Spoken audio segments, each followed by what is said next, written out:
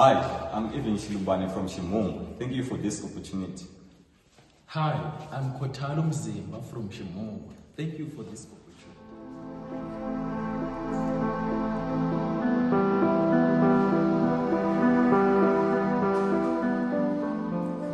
It's big. It's hot. It's big. It's nothing hard here. I was the stupid girl. She's so unlucky. Unlucky? Nah, President boy, every girl wants me. But you are single. You have nothing. Absolutely nothing. Nah, I'm just a good boy. Church boy. Just boy, look at you. Blushing like a primary kid. Nah, I'm chilling with my pastor here. This is showering me with blessing. Which pastor? Never. There's no way. When else did you even go to church? Nah, I'm telling you, I'll even buy a suit soon. A green one. What's this? What's one?